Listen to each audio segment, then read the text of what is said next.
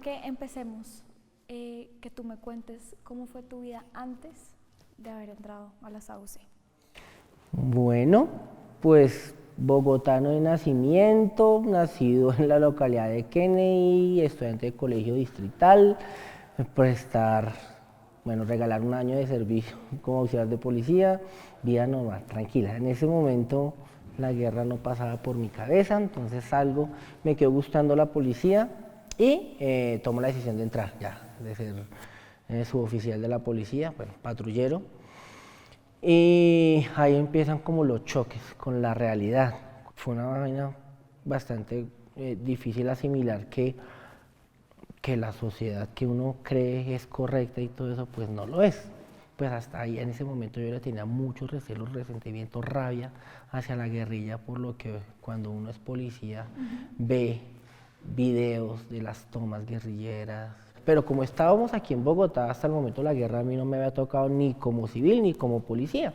Cuando empezamos a mirar todo lo que hacían las FARC y ese proceso de negociación que yo particularmente consideraba que ya era una farsa, cuando se sentó Pastrana solo sin tiro fijo al lado, y dije, esta vaina no va para ningún lado, esto es una payasada, esto es una farsa, hay que hacer algo. Entonces empieza a aparecer ya de una forma seguida la figura de Carlos Castaño y su grupo paramilitar, y empieza uno como a escuchar el discurso. Entonces, claro, constantemente mostraban los noticieros que las autodefensas se enfrentaron con la escuadra de la guerrilla, entonces tantos guerrilleros muertos, entonces esos tipos, entre comillas, sí funcionan. Pero dentro de la policía, ese discurso, digamos que convenció a muchos otros que trabajaban contigo. A muchísima gente. Cuando ya ingreso al grupo, cuando empieza ya a entrar como en confianza la gente que ya está, se da uno cuenta que tanto ex policías, ex militares, hacen parte de las autodefensas. Pero ¿por qué sonaba más convincente en ese momento entrar a ser parte de la SAUCE que permanecer en la policía, si en última luchaban un poco lo mismo? Bueno, sonaba más convincente porque nosotros, bueno, yo particularmente me sentía amarrado. Yo quería hacer algo contra la guerrilla. Yo cada vez que teníamos que ir al entierro o al funeral de un policía muerto por la guerrilla, uno se llenaba más de rabia de ver su familia ahí, de ver una niña o un niño al lado del cajón de su papá preguntando por él. Porque yo veía ahí en esos niños la imagen de mi hija. Yo, si esto me llega a pasar a mí, mi hija, ¿cómo va a quedar? Esto no lo podemos seguir permitiendo. Tenemos que acabar con la guerrilla. Y si no podemos hacerlo del lado legal porque estamos amarrados por una ley, pues no queda otra que hacerle por el lado ilegal, porque por ahí sí vamos a acabar con la guerrilla. ¿No es un poco lo mismo pensar que entrar a la SAUCE de cierta forma era jugar con la misma moneda? Sí, yo era muy consciente que si yo entraba también podía correr la suerte y peor la situación, porque pronto mi cuerpo iba a quedar por allá y mi familia no iba a tener un hueso que sepultar. La decisión también estuvo reforzada por cuestiones ya personales, dificultades con la mamá de mi hija, pero también por situaciones dentro de la misma institución, casos de corrupción dentro de la misma policía, conocí casos de oficiales corruptos que se dejaban sobornar, entonces uno como que miércoles, y supuestamente es el comandante de uno que también representa una institucionalidad, y si la policía está corrupta, entonces ¿qué estamos haciendo portando un uniforme y una placa legal? Que está como incoherente la cuestión. ¿Y el ambiente dentro de la policía en ese momento, era algo como particular tuyo y de algunos otros, o en general era como un...? Era generalizado, yo sentía que era generalizado porque primero había un descontento porque habíamos estado bajo las órdenes de un gobierno que lo habían colocado los narcotraficantes. Y luego pasamos a estar bajo las órdenes de un gobierno que estaba entregándole el país a la guerrilla. Y muchos compañeros para ese entonces decían que si no fuéramos policías, pues nos vamos para los paramilitares. Cuando tú ya entras a ser parte de la SAUCE, digamos que es un discurso con el que sí te sientes identificado, con el que sí te sientes empoderado de alguna forma. Bueno, ahí surgió como la primera fractura, porque yo tenía la imagen, era de Carlos, del discurso de Carlos Castaño. Y yo asumía que las autodefensas era una organización en general, con una sola cabeza. Pero cuando ingreso me doy cuenta que el comandante es otra persona, pero entonces no, la figura como de Carlos Castaño para mí desapareció ahí, pero igual yo me seguía sintiendo identificado con el discurso, porque era una filosofía antisubversiva. O sea, tú realmente sí sentías que estabas haciendo una cosa por el bien del país. En ese momento me sentía que estaba haciendo lo correcto, que había tomado la decisión correcta porque dije, juemaca, aquí sí podemos acabar con el enemigo general del Estado, que es la guerrilla. ¿Y qué fue pasando? Bueno, fue pasando que se empieza uno a dar cuenta que se utilizaban las mismas estrategias de guerra que utilizaba la guerrilla. Si esta gente no era guerrilla, ¿por qué la mataron? Falsos positivos. Falsos positivos, pues en esa zona casi no, el grupo no estuvo muy ligado. Sí se hicieron cosas en conjunto con el ejército, pero fue más emboscadas a escuadras de la guerrilla. Inicialmente la noticia que mataron guerrilleros, así de chinos ya de 16 años guerrilleros, bien hecho que les dieron. Pero cuando después uno se enteró, miércoles, ¿qué está pasando acá? Supuestamente es el Estado el que estamos protegiendo y el Estado está haciendo esto. Incoherencias. Incoherencias. Si en algún momento Carlos Castaño dijo que las autodefensas en ningún momento se iban a financiar de narcotráfico, ¿qué carajos estábamos haciendo cuidando un laboratorio de un narcotraficante? Yo ya estaba adentro, ya ni modo en ese momento como de dar el retroceso, porque ya uno sabía las consecuencias, si se desertaba, pues el fusilamiento y todo eso. ¿Qué tan difícil es la vida dentro de las AUC? ¿Qué tan difícil? Había un comandante que nos decía que la vida se la da a usted mismo. Entonces, si uno era disciplinado, si era juicioso, si cumplía las normas, pues no sufría. Pues yo como ya tenía una disciplina militar, una disciplina policial, pues para mí ese proceso de adaptación fue bastante sencillo, porque pues uno ya desde la policía venía con el chip. Cuando yo ingreso al grupo, también esa fue una cuestión que empezó a ser incoherente, que yo le escuchaba en los discursos de Castaño que las autodefensas en ningún momento iban a incorporar o tenían en sus filas menores de edad. Y cuando yo llego, pues había un porcentaje alto de menores de edad, chicos de 14 a 16 años. Y yo decía, a ver, ¿por qué se metieron a...? Sufrían mucho inicialmente las mujeres que estaban dentro de el proceso de aprendizaje de escuela, como se le llamaba allá. ¿Por qué? ¿Qué dinámicas eran distintas, por ejemplo? No, allá la dinámica era igual para todos, o sea, el régimen era igual para todos, pero entonces, pues por su proceso biológico, las mujeres en su proceso de menstruación, pues los dolores, es normal que suceda, pues el flujo, y entonces, independientemente de esa situación, tenía que cumplir con el régimen. ¿Y las relaciones dentro del bloque cómo eran? Ya entre mujeres y hombres, pues se permitía, ya era potestad del comandante de cada bloque, permitir que entre dos combatientes del bloque existiera una relación sentimental. Y había una figura que se le llamaba el asociamiento, que era como el permitir que las dos personas compartieran el mismo cambuche. Pues también dentro del marco del respeto, que ninguno de los dos se fuera a agredir de forma violenta, que se respetaran, que si en algún momento decidían terminar su relación, pues inmediatamente no empezaran otra, eso es algo que tampoco se permitía. Había como un código para eso, que había que respetar a la mujer. ¿Violaciones dentro del bloque? Violaciones dentro del bloque. En el periodo que estuve yo no tuve conocimiento, no tuve noticia, y dentro del bloque que estuve nunca se presentó una situación como esas, porque pues era algo que inicialmente le explicaban a uno, que eso era una falta gravísima contra el reglamento y inmediatamente daba la pena de muerte. Ni con las integrantes del grupo ni con la población civil. Algo que el comandante Guillermo Torres, que hoy está pues en la cárcel, era muy claro en decir que ese tipo de actos no se consentían dentro de la organización. Pero digamos, si se conoce que las AUC... Sí,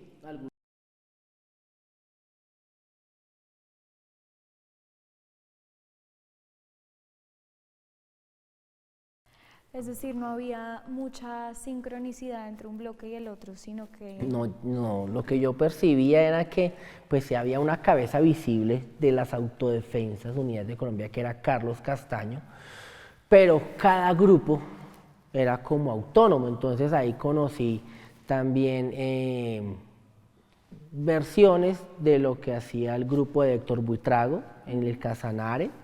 Ellos eran ya como más autoritarios, entonces ellos sí, en ellos no se permitía pues el embarazo, la mujer era inmediatamente fusilada, utilizaban estrategias de guerra como pues la amenaza, la extorsión, pero también la violación. Entonces eso ya era como como el régimen interno de cada grupo. En el que yo estaba, pues esa sí era una directiva de Guillermo Torres, que era que esa situación no se podía presentar, y combatiente que ejerciera o que desarrollara o que violara a una mujer, inmediatamente debía ser fusilada. ¿En qué momento puntualmente decides que ya no quieres estar más ahí? Yo ya me encontraba en una zona urbana, en el municipio de Puerto López, donde pues la dinámica era rutinaria, no había ya como una directriz clara del grupo frente al accionar. Era más hacer presencia en el municipio.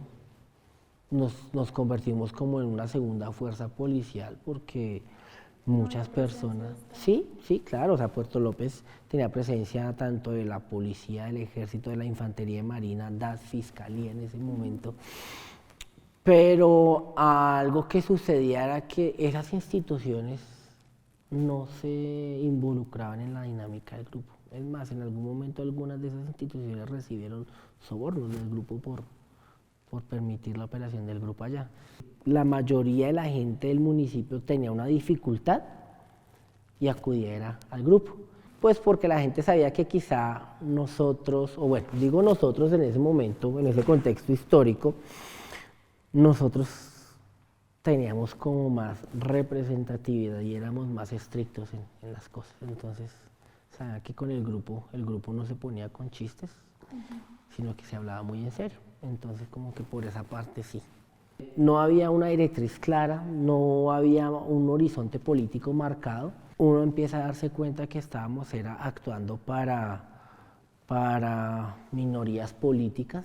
El grupo pues estaba manteniendo un status quo casi a la fuerza, y entonces todas esas cosas hacen que uno como que se empiece a cuestionar que en ese momento las autodefensas en general no iban para ningún lado. Y la otra situación que se dio para mi salida abrupta, pues allá desafortunadamente primero se mataba y luego se preguntaba. Entonces en algún momento les llegaron comentarios al jefe que yo no estaba haciendo entrega del dinero que se cobraba por las vacunas del ganado, que yo me quedaba con ese dinero. Entonces inmediatamente se decretó que yo tenía que ir a Puerto Gaitán, y en Puerto Gaitán me iban a justiciar.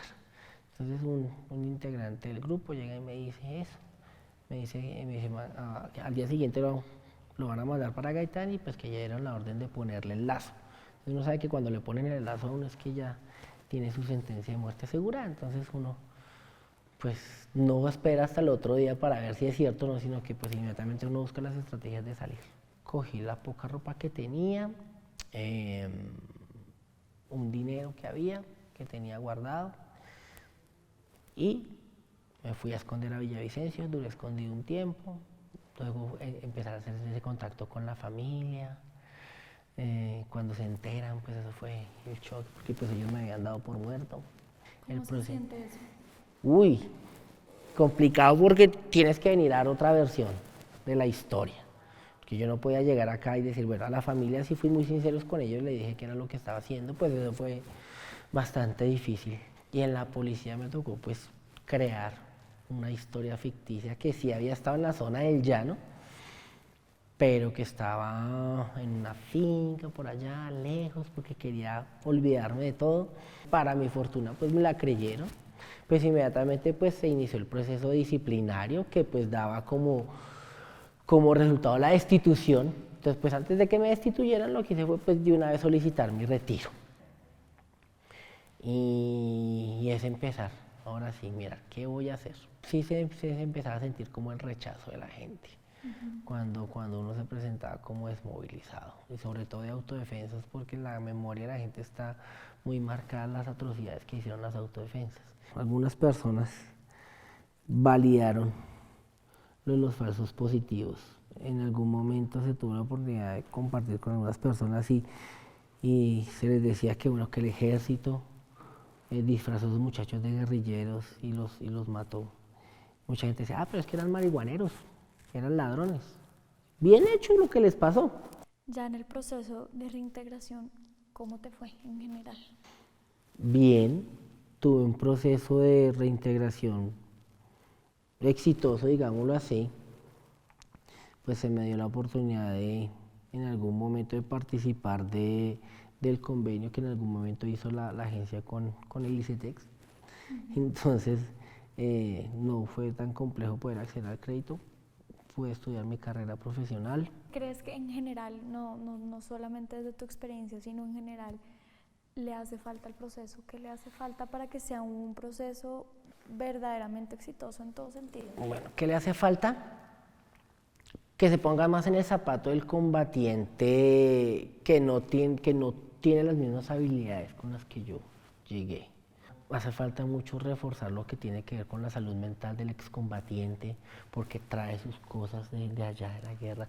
No quiero decir que todos estén traumados, ¿sí? Hay unos que no solo es por la vivencia de haber estado en el grupo, sino anterior a eso, la historia de vida. Entonces recibió maltrato por parte de la familia, recibió abandono, fue habitante de calle quizá, y vio en el grupo la oportunidad de mejorar su calidad de vida.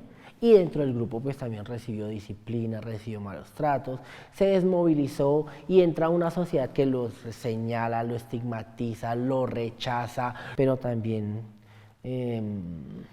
flaquea en algunos casos. ¿Qué percepción tienes tú de lo que se está dando ahorita con el proceso de paz? Uy, una percepción bastante positiva.